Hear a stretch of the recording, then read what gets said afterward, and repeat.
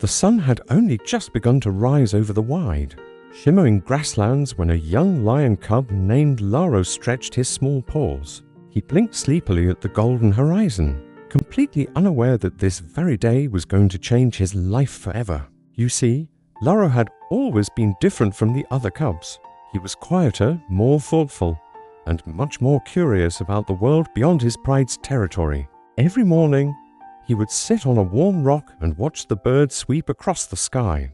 Meanwhile, the other cubs wrestled, chased bugs, or pounced on each other. And although he enjoyed their games sometimes, he felt something else calling to him, something big, something waiting just beyond the tall grass. But Laro wasn't brave, or at least that's what he believed. Whenever danger came near, even something as small as a loud noise or a rustling bush, he would hide behind his mother. He wished he had the courage the older lions had, the kind of courage that made them stand tall and roar proudly. Still, despite his fear, Laro loved exploring. So, when the sun climbed higher, he wandered a little farther than usual. His tiny paws sank into the cool earth as the breeze carried scents he had never smelled before: wildflowers, fresh water, and something else he couldn't quite name. As he walked deeper into the unseen part of the savannah, he spotted something startling.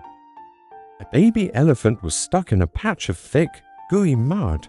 Its small trunk waved desperately, and its frightened cries echoed through the quiet morning. Laro froze.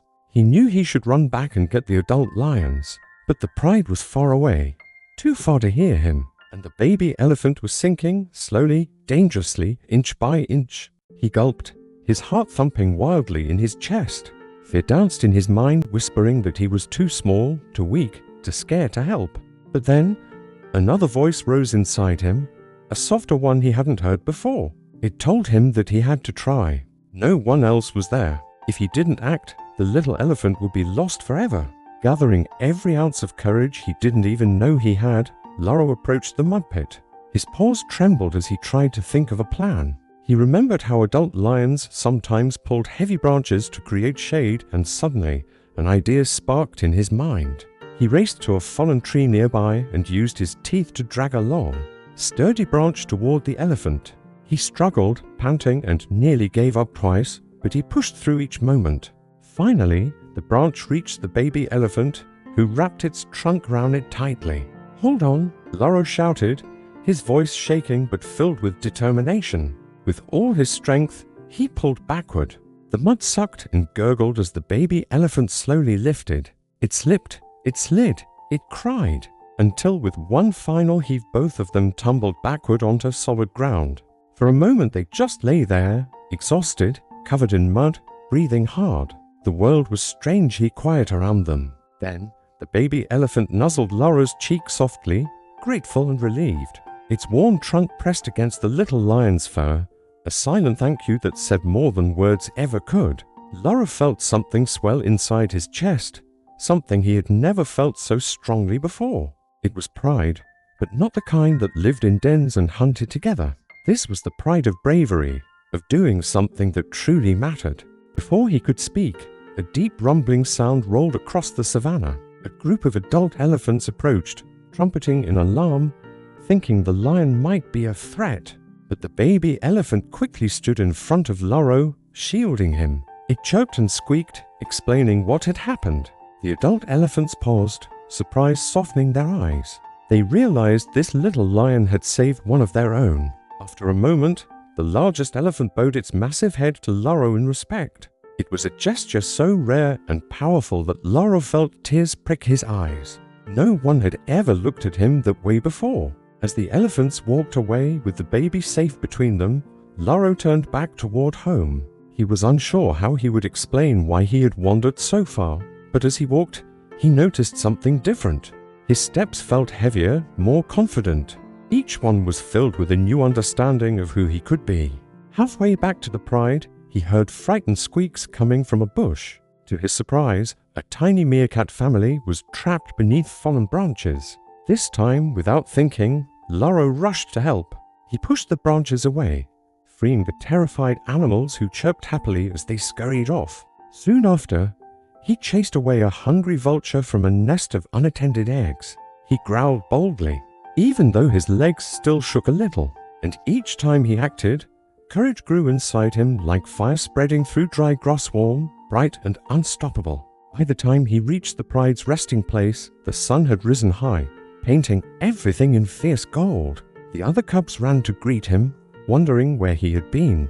But before he could answer, a massive shadow swept across the ground. He looked up to see the elephant herd approaching, their thunderous steps shaking the earth. The pride leapt to their feet, ready to defend themselves. But instead of aggression, the elephants formed a gentle circle around Laro. The baby elephant stepped forward and trumpeted softly, pointing its trunk toward Laro proudly, as if telling the entire savannah who its hero was. The pride stared, stunned into silence. Even Laro's mother gasped, her eyes wide with disbelief before filling with tears of pride. The largest elephant lifted its trunk and gently touched Laro's forehead, honoring him publicly. And with that single gesture, the pride understood everything. This small cub, the timid one, the quiet one, had done something even adult lions rarely achieved. He had earned the respect of the entire savannah. That night, under a sky full of glittering stars, the pride gathered around Laro. They didn't scold him for wandering off. They wanted to hear his story. And for the first time ever, Laro spoke with confidence. He told them about the mud pit, the branch, the frightened baby elephant, the meerkats, and the vulture. He told them about the moment he realized that courage doesn't always roar it off from whispers first, just waiting for the right moment to rise. When he finished, the pride elder placed a paw on his shoulder and said, "Bravery is not the absence of fear, young Laro. It is choosing to act even when fear stands in your way." And from that night forward, Laro was no longer the scared cub who hid behind others. He became known across the grasslands as the heart of the savannah, the little lion with the biggest courage. His story traveled far beyond the tall grasses, reminding every creature, big and small, that even the smallest paw can make the biggest difference, and that true bravery often begins with a single, trembling step toward helping someone in need. A step that turns into a journey, and a journey that becomes a legend told for generations.